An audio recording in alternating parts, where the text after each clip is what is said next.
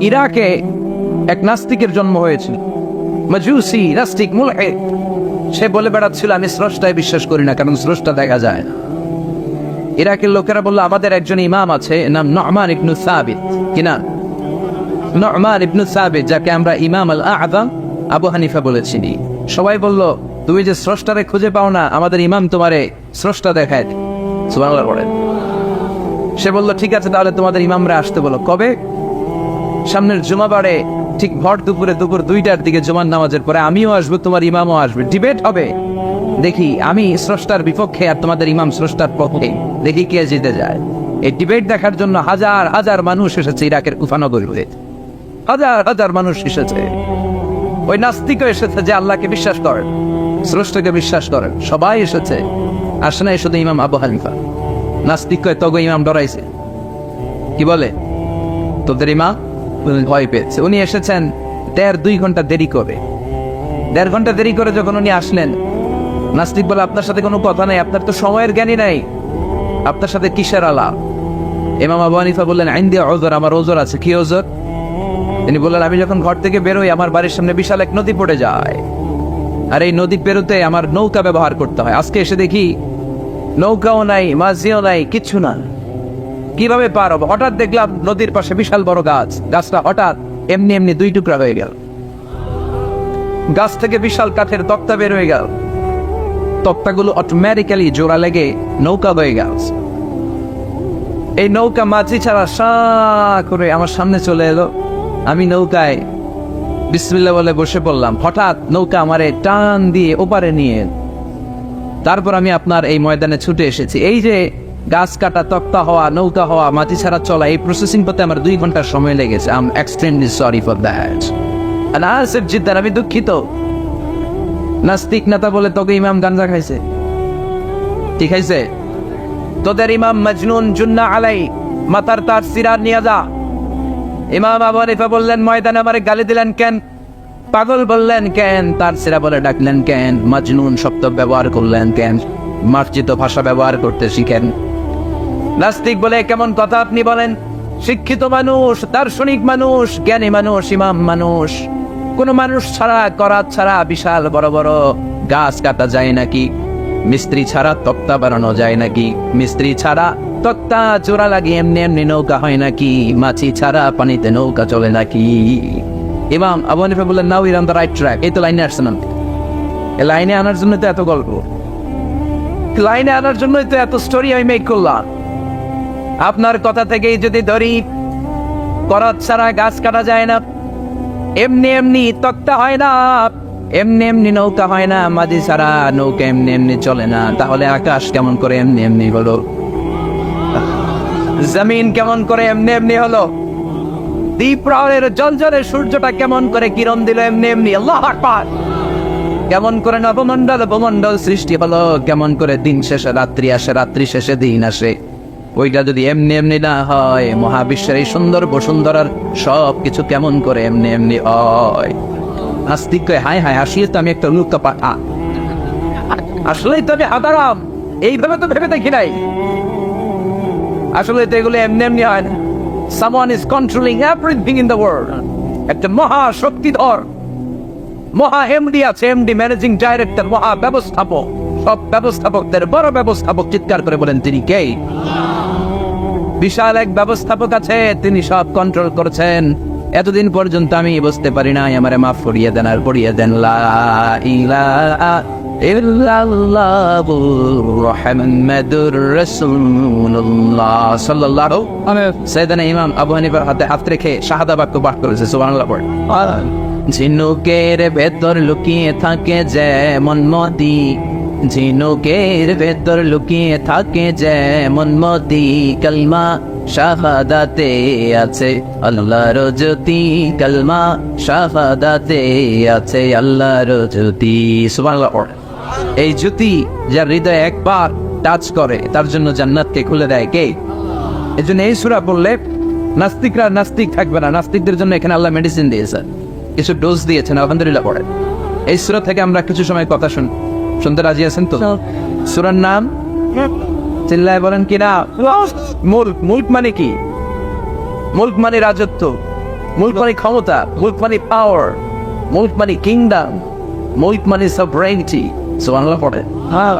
রব্বুল আলামিন বলেন তাবারাকাল্লাযী বিয়াদিহিল মুলকু ওয়া হুয়া আলা কুল্লি শাইইন কাদির। সুবহান সেই সত্তা যার হাতে ক্ষমতা আর তিনি সব বিষয়ে ক্ষমতাশীল। সুবহান তাবারাকাল্লাযী বিয়াদিহিল মুলক, মহামহিম সে সত্তা, সুবহান সে সত্তা, বিয়াদিহিল মুলকু যার হাতে ক্ষমতা। ক্ষমতা কার হাতে? আল্লাহ। চিৎকার করে বলতে হবে কার হাতে? আল্লাহ। নাকি আমাদের হাতে, না সরকারের হাতে, পুলিশের হাতে, র্যাবের হাতে, মাশরাফির হাতে, হিরো আলমের হাতে? ক্ষমতা কার হাতে? ক্ষমতা শুধুমাত্র একজনের হাতে। চিল্লায় বলেন তিনি কে? আল্লাহ। আল্লাহর হাতে ক্ষমতা, আর তিনি হচ্ছেন সকল ক্ষমতার উৎস, সেন্টার অফ অল পাওয়ার্স। সব ক্ষমতার উৎস কে? নাকি জনগণ? আমরা কিন্তু এটাই শিখি, দেশে আমাদেরকে রাষ্ট্রীয় ভাবে শিখানো হয় এটা রাষ্ট্রীয় কুপুরি। সকল ক্ষমতার উৎস জনগণ নয়, সকল ক্ষমতার উৎস কে? উনি ক্ষমতার উৎস, তিনি ক্ষমতাশীল, মহা ক্ষমতাধর, তার ক্ষমতার সাথে কারো তুলনা হয় না। আমাদের কি ক্ষমতা আছে? কথা বলে। বল্লা পোকা কেমন খাইছেন? হ্যাঁ, মৌমাছি কামড়াইছে, মৌমাছি কামড়াইলে চিল্লাচিল্লি শুরু করে, তো কি ক্ষমতা আছে আপনার? বল্লা কামড় মেয়েরা দেয় ধরে, ওটা ধরে তো মারবো, ওটাও পারি। কুত্তায় কামড়াইলে আমরা কুত্তারে কামড়াইতেও পারি না। কথা বলেন। আমরা নাকি ক্ষমতার মালিক। পিছন থেকে কেউ যদি বলে হুজুর শাহ, মজা করে বলছি এতই ভাবে, আসলে যদি করে আসতো শব্দ, স্লোগান দেওয়ার বেলায় লিল্লাহে তাকবীর, আল্লাহু আকবার, আমার ভাই তোমার ভাই, কাপায় ফেলাম নামায় ফেলাও। কথা বলেন। আর যদি পেছন থেকে কেউ আওয়াজ করে বলে শাহ, দৌড়, আপনারা কি দৌড় দিবেন? আমরা দিতে দৌড় দিন। কথা কর। চাচা আপন প্রাণ জীবন বাঁচানোর জন্য ভয়ে পাগল। সাপ লাগবে না, বাবা ভেঙছিলেন, মাইটা দিয়ে নাই বোধ হয়। আছে আছে। কি করে? খালি লাফায়। 10টা বাবা ব্যাং যদি ছেড়ে দেওয়া হয় স্টেজে 2টা, আর বাকি 8টা এদিকে, বাবা ব্যাং আর কি লাভ দিন? এর সে লাফালাফি শুরু করবো আমরা। কথা বলে। আর আমরা দাবি করি আমরা ক্ষমতার উৎস। কোনো ক্ষমতা নাই। একবার ডায়রিয়া হলে 3বার টয়লেটে গেলে আর চেহারার দিকে তাকানো যায় না। কারে মাফ করে দে? আই মরে যাইও, আই হাইতান না, আছে না নাই? তো পারবেন না কেন? আপনার ক্ষমতার উৎস, আপনি না ক্ষমতার উৎস। আরে আপনার তো কোনোই ক্ষমতা নাই। খুলিকাল ইনসানু দাঈফা, মানুষকে দুর্বল থেকে দুর্বল করে তৈরি করেছে কে? এজন্য রব্বুল আলামিন বলেন তাবারাকাল্লাযী বিয়াদিহিল মুলকু ওয়া হুয়া আলা কুল্লি শাইইন কাদির। সুবহান সেই সত্তা যার হাতে ক্ষমতা। চিল্লায় বলেন ক্ষমতা কার হাতে? আল্লাহ। আমাদের হাতে কোনো ক্ষমতা নাই। আমরা হলাম দুর্বল। আমরা কি দুর্বল? দুর্বলের ঘরে দুর্বল। আমরা যখন জন্মেছিলাম দুর্বল। আমার ছোট্ট একটা মেয়ে আছে, আমি অবাক হয়ে থাকি যে আমিও তাইলে ছোটবেলায় এরকম ছিলাম, না খাওয়ালে খেতে পারে না, পেশাব পায়খানা করে, ঘর নষ্ট করে, বমি করে, দাঁড়াতে পারে না, শুইতে পারে না, লালা পড়তে থাকে, ক্লিন করতে হয়, সব সময় তাকে সার্ভ করতে হয়। কি দুর্বল ছিলাম আমরা। ওই দুর্বলতা থেকে যৌবনের সাময়িক একটা সময় পাই রক্ত গরম। এরকম রক্ত গরম তোমার আগে ছিল না। আগে তুমি দুর্বল ছিলা। তুমি শুধু দুর্বল না, তুমি দুর্বলের ঘরের দুর্বল। আমাদের 14 পুরুষ দুর্বল। চিল্লায় বলেন ঠিক কিনা? কি ক্ষমতা আমাদের? দুর্বল হয়ে দুনিয়ায় জন্মালাম, সাময়িক কিছু সময়ের জন্য যৌবনের শক্তি পেলাম, আবার ওইটার পরে আবার দুর্বল হয়ে গেল। রং ধরা যৌবন জং ধরে শেষ, আবার লাঠি নিয়ে হাঁটা লাগে, কোমরে ব্যথা, মাজায় ব্যথা, আবার কুজো হয়ে যায়। কি ক্ষমতা আছে আমার? কি ক্ষমতা আছে? একটু ভূমিকম্প হলে কাঁপাকাঁপি শুরু হয়ে যা, ঠিক কিনা? ভূমিকম্প হলে বাঁচার জন্য সব দেয় দৌড়। টেলিভিশনের কিছু লাইভ প্রোগ্রাম দেখলাম, উপস্থাপক দৌড়, অতিথিও দৌড়। দেখেন নাই? লাইভ ব্রডকাস্টিং হচ্ছিল, সরাসরি সম্প্রচার।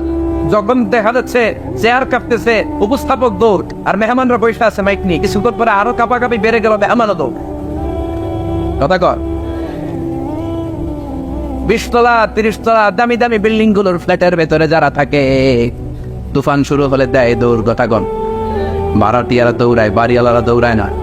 শোয়া নিজের বাড়ি তো দৌড় দেয় না, নাকি ভূমিকম্প হইলে ভাড়াটিয়াও দৌড়, বাড়িওয়ালাও দৌড়, সবাই।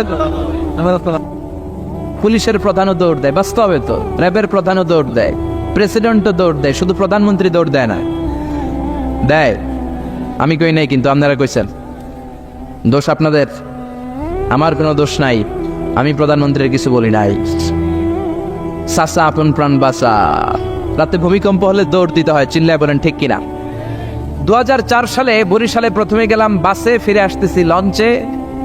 নদীর মাঝখানে তুফান, জাহাজ ডুবে যাবে। ওই দিন চিনলাম আল্লাহ কারে কয়, আল্লাহ কেসকো কাতে হে। ওই দিন লঞ্চের শুধু মুসলমানেরাই আল্লাহরে ডাকে নাই, হিন্দুরাও জিকির করছে কার? ওই দিন সবার মুখে একটা জিকির ছিল, লা ইলাহা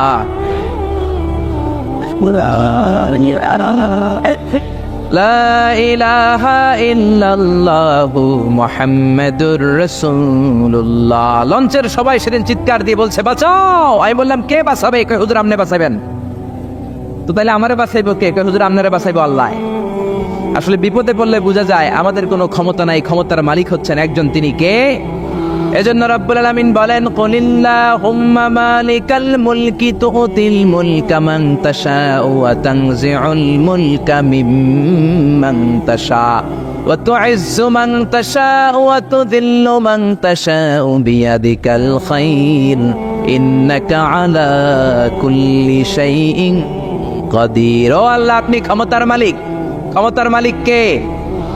আপনি যারে চান ক্ষমতার চেয়ারে বসান, আবার যারে চান ক্ষমতা থেকে নামিয়ে দেন। ফেরাউনকে মিশরের মসনদে বসালো কে? আবার সাগরের পানিতে সুবানি খাওয়াইলো কে? নমরুদকে ইরাকের চেয়ারে বসালো কে? আবার মশার কামড় দিয়ে শেষ করে দিল কে? ডোনাল্ড ট্রাম্পকে আমেরিকার ক্ষমতার চেয়ারের মধ্যে বসালো কে? ডোনাল্ড ট্রাম্প যদি বান্দ্রামি করে ওইটারও লাথি মাইরা নামায়া দিতে পারে কে? এজন্য আল্লাহ বললেন, তাবারাকাল্লাযী বিয়াদিহিল মুলকু ওয়া হুয়া আলা কুল্লি শাইইন কাদির। সুমহান সেই সত্তা যার হাতে ক্ষমতা, সব ক্ষমতা কার হাতে? জোরে বলেন না, কার হাতে? এই পৃথিবীতে অনেক দেশের প্রধানমন্ত্রী কিংবা প্রেসিডেন্ট ক্ষমতার চেয়ারে 5 বছরের মেয়াদে বসে, জানেন? জানেন না? না, কোন দেশে 5 বছরের মেয়াদে, কোন দেশে 10 বছরের মেয়াদে। তো আমার আল্লাহ ক্ষমতার চেয়ারে বসছে কয় বছরের মেয়াদে? কথা বলেন। 20 বছর, 50 বছর, 100, 200, এর চেয়ে বেশি? উনার ক্ষমতার নির্দিষ্ট মেয়াদ নাই, উনার আজীবন মেয়াদ। সুবহানাল্লাহ কইবেন না? ওয়াল আউয়াল ওয়াল আখির ওয়াল যাহির ওয়াল বাতিন ওয়া হুয়া বিকুল্লি শাইইন আলিম। আল্লাহ বললেন, আমি প্রথম, আমি শেষ, আমি প্রকাশ্য, আমি গোপন। অনাদিকাল থেকে আমি আল্লাহ ক্ষমতার চেয়ারে বসা, অনন্তকাল পর্যন্ত থাকবো। ঠিক কিনা? 5 বছর 10 বছরের মেয়াদে আল্লাহ ক্ষমতার চেয়ারে বসে নাই। আল্লাহর ক্ষমতার মেয়াদ হচ্ছে আজীবন মেয়াদ। চিন্নায় বলেন ঠিক কিনা? বুঝে শুনে উত্তর দিবেন। পৃথিবীর অনেক দেশে ক্ষমতায় যেতে হলে ডেমোক্রেটিক সিস্টেমে ক্ষমতায় যেতে হয়, মানে ভোটে জিতে। তো আল্লাহ তো ভোটে জিতে ক্ষমতায় আসছে, তাই না? ভোট ছাড়া, হ্যাঁ, এমনি এমনি চলে আসছে। আবার পৃথিবীর অনেক দেশে ডিক্টেটরশিপ সিস্টেমে, মানে স্বৈরাচারী পদ্ধতিতে, জোর যার মুল্লুক তার, ওই সিস্টেমে ক্ষমতায় বসে। আল্লাহ তো এই সিস্টেমে আসছে না।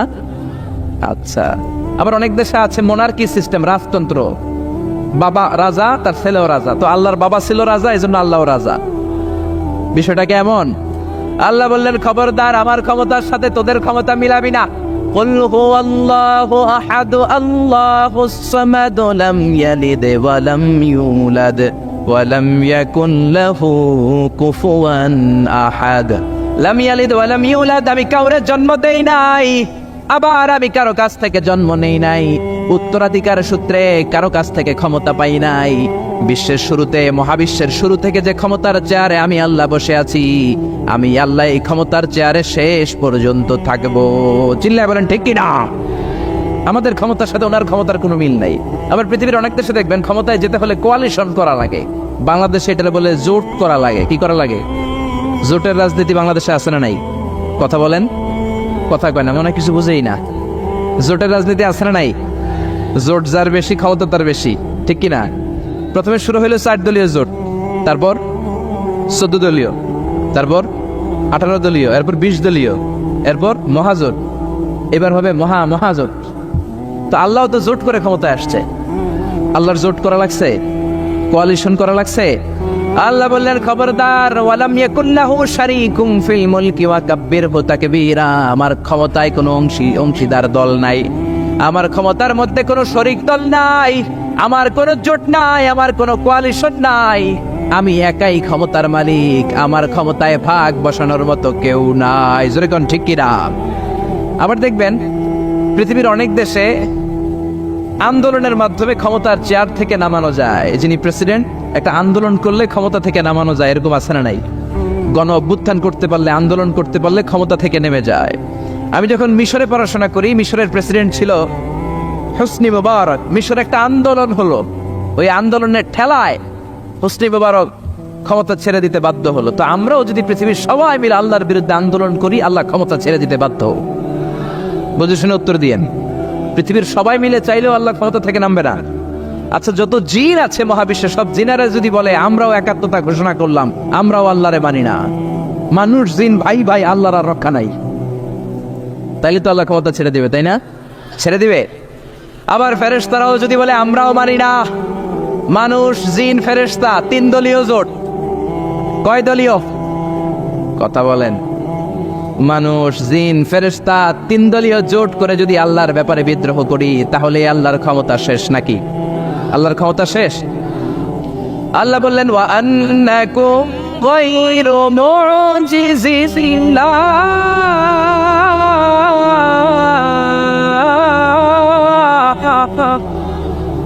খবরদার, গোটা বিশ্বের সবাই মিলে যদি আমি আল্লাহরে পরাস্ত করতে চাও, গোটা বিশ্বের সবাই মিলে যদি আমি আল্লাহর ব্যাপারে বিদ্রোহ করো, আমি আল্লাহর বিরুদ্ধে যদি আন্দোলন সবাই মিলে তোমরা করো, আমার ক্ষমতার এক আনাও তোরা কমাতে পারবি না। সুবহানাল্লাহ। তার মানে আমাদের ক্ষমতার সাথে আল্লাহর ক্ষমতার কোনো মিল নাই। চিল্লায় বলেন ঠিক কিনা? আবার বুঝে শুনে উত্তর দেন। অনেক দেশে দেখবেন রাজার বয়স এত হয়েছে, বয়সের ভারে নুজ্জ হয়ে 70-80-তে পৌঁছে গেছে, কয় আই আর 58, আমি অবসরে যাব, সেলফ রিটায়ারমেন্ট, স্বেচ্ছায় অবসরে যাব। এরকম হয় না? অনেক রাজা, সুলতান, প্রেসিডেন্ট স্বেচ্ছায় অবসরে চলে যায়। তো আল্লাহরও তো অনেক বয়স হয়েছে, এখন আল্লাহর অবসরে যাওয়ার সময় এসেছে। বয়স হয় নাই, এত বছর উনি ক্ষমতা চালায়, এখনো বয়স হয় নাই। উনি ক্লান্ত হয় না? উনার ঘুমে ধরে না? আল্লাহ বললেন খবরদার, লা তাখুযুহু সিনাতু ওয়ালা নাওম। আমার ঘুম নাই, আমার কোনো নিদ্রা নাই, আমার কোনো তন্দ্রা নাই, আমার কোনো ঝিমুনি নাই। ওয়ালা ইয়াউদুহু হিফযুহুমা ওয়া হুয়াল আলিয়ুল আযীম। এই পুরো মহাবিশ্বটা পরিচালনা করতে যে আমি আল্লাহ ক্লান্ত হই না, আমি আল্লাহর তন্দ্রা আসে না, আমি আল্লাহর ঝিমুনি আসে না, আমি আল্লাহর ঘুম আসে না। আমি আল্লাহ একাই মহাবিশ্বের সব ক্ষমতার মালিক। ঠিক কি না? এজন্য আল্লাহ বললেন তাবারাকাল্লাযী বিয়াদিহিল মুলকু ওয়া হুয়া আলা কুল্লি শাইইন কাদির। সুমহান সেই সত্তা যার হাতে ক্ষমতা। ক্ষমতা কার হাতে? সবাই বলেন না, ক্ষমতা কার হাতে? নাকি আপনাদের হাতে? আর কোনদিন বলবেন জনগণ সকল ক্ষমতার উৎস? আর কোনদিন বলবেন সকল ক্ষমতার উৎস হচ্ছে একজন, তিনি কে? আওয়াজ করে বলতে হবে, তিনি কে? আমরা বললাম আল্লাহ, বুঝলাম আপনি ক্ষমতার মালিক। আর কিসের মালিক বলেন? আল্লাহ বললেন আল্লাযী খালাকাল মাউতা ওয়াল হায়াতা লিয়াবলুয়াকুম আইয়ুকুম আহসানু আমালা ওয়া হুয়াল আজিজুল গফুর। আমি শুধু ক্ষমতারই মালিক নই, আমি এমন আল্লাহ যে আল্লাহ জীবন তৈরি করলাম, যে আল্লাহ মরণ তৈরি করলাম। আমি জীবনেরও মালিক, মরণেরও মালিক। আমাদেরকে জীবন দিয়েছে কে? মরণ দিয়েছে কে? আমাদের প্রাণ ভিক্ষা দিতে পারে কে? নাকি আপনাদের রাষ্ট্রপতি? আপনাকে রাষ্ট্রপতি তো নাকি প্রাণ ভিক্ষা দেয়, দেয় না? আরে রাষ্ট্রপতিরও তো প্রাণ ভিক্ষা দিবে আল্লাহ। চিল্লায় বলেন ঠিক কিনা? আল্লাহ বললেন আমি এমন আল্লাহ আল্লাযী খালাকাল মাউতা ওয়াল হায়াতা লিয়াবলুয়াকুম আইয়ুকুম আহসানু আমালা। তোমরা কে কেমন আমল করো এটা দেখার জন্য আমি জীবন বানালাম, মরণ বানালাম, আর জীবন মরণের মাঝখানে তৈরি করলাম রূহ। রূহ তৈরি করলাম। কি তৈরি করলাম? রূহ মানুষ তৈরি করতে পারে না, রূহ তৈরি করতে পারে একজন, তিনি কে? মানুষ কম্পিউটার তৈরি করতে পারে, প্লেন বানাতে পারে, রকেট বানাতে পারে, রোবট বানাতে পারে, সুফিয়া খালারে বানাতে পারে, কিন্তু রূহ বানাতে পারে না। সুফিয়া খালারে চিনেন? আপনারাও চিনেন? আফা, মেয়েদের মতো লিপস্টিক দেয়া হয়েছে ওর ঠোঁটে, মেয়ের আকৃতি দেয়া হয়েছে, অবয়ব দেয়া হয়েছে। সুফিয়া রোবটটাকে দেখে আমার প্রতিবন্ধী মনে হলো। এমনে তাকায়, এমনি করে, এমনি করে, এমনি করে, আর ভেতরে সফটওয়্যারে সব সেট করে দেয়া, যেটা রিমোট কন্ট্রোলে চাপে ওই অনুযায়ী বলে। চিল্লায় বলেন ঠিক কিনা? যারা এই সুফিয়াকে বানিয়েছে, কিয়ামতের দিন আল্লাহ বলবে এই সুফিয়ার ভেতরে রুহু দে। এই সুফিয়ার ভেতরে রুহু দে। যারা এই সুফিয়া নিয়ে পৃষ্ঠপোষকতা করেছে, বিদেশ থেকে দেশে এনেছে, সবাইকেই আল্লাহর সেদিন বিচারের ট্রাইব্যুনালের, সুপ্রিম কোর্টের কারাগারে কাঠগড়ায় আসামি হয়ে দাঁড়াতে হবে। চিল্লায় বলেন ঠিক কিনা? এজন্য আল্লাহ ডেকে বললেন, গোলাম আমি জীবন বানালাম, মরণ বানালাম, জীবন মরণের মাঝখানে বানালাম রুহু। এই রুহু থাকলে তুমি জিন্দা, রুহুটা না থাকলে তুমি হয়ে যাও মুর্দা। এই যে মিজানুর রহমান আজারি কথা বলতেছে, হাসে, হাত নাড়ে, কথা বলে, কারণ রুহু আছে। এই রুহুটা বের হয়ে গেলে লাশ হয়ে পড়ে যেতে হবে। চিল্লায় বলেন ঠিক কিনা? মক্কার কাফিরেরা বলল, আব্দুল্লাহর বেটা মুহাম্মদ, রুহু কাকে বলে আমাদের বলো। রুহু দেখতে কেমন? কেমন করে দেহের মধ্যে রুহু ঢুকে, কেমন করে রুহুটা দেহ থেকে উড়াল দেয়? এই রুহুর ব্যাপারে তথ্য দিতে পারলে কালিমা পড়ে সবাই মুসলমান হয়ে যাব। আপনারা রুহু দেখছেন কেউ? আপনার দাদা যে মারা গেল, বাবা যে মারা গেল, রুহুটা যে উড়াল দিল, দেখছেন? কালার কেমন? সাইজ কতটুকু? ওজন কতটুকু? দেখতে কেমন? আমরা কেউ রুহু দেখেছি? চিল্লায় বলেন দেখেছি? বিশ্বনবীরে বলা হলো, আব্দুল্লাহর বেটা মুহাম্মদ, রুহু কারে বলে? যদি বলতে পারো কালিমা পড়বো। বিশ্বনবী বলতে পারে না, কারণ বিশ্বনবী মন গড়া কোনো কথা বলেন না। আকাশ থেকে গ্রিন সিগন্যাল আসলে তবেই বলেন, ঠিক কিনা?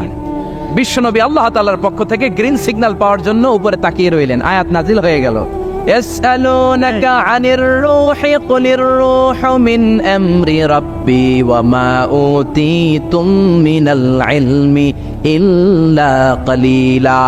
ও নবী, লোকেরা আপনারা জিজ্ঞেস করে রূহ কাকে বলে? মা হুয়া রূহ, হোয়াট ইজ দ্য স্পিরিট? আপনি বলে দেন রূহ হলো আল্লাহর পক্ষ থেকে স্পেশাল অর্ডার। আল্লাহর অর্ডারে এই রূহটা দেহের মধ্যে ঢোকে, আবার আল্লাহর অর্ডারে রূহ বের হয়ে যায়। আল্লাহু আকবার। এই রূহটা মানুষের দেহে ঢুকে কার অর্ডারে? আবার বের হয়ে যাবে কার অর্ডারে? পৃথিবীর যত বিজ্ঞানীরা আছে সবাই মিলেও কি একটা রূহ বানাতে পারবে? জোরে বলেন না, রূহ বানাতে পারবে? আল্লাহ চ্যালেঞ্জ করে বললেন, ওমা উতীতুম মিনাল ইলমি ইল্লা কালিলা। তোমাদেরকে একেবারে যত সামান্য কিঞ্চিত জ্ঞান দিয়ে আমি তৈরি করেছি, তোমাদের এই লিমিটেড জ্ঞান দিয়ে রূহ বানানো যাবে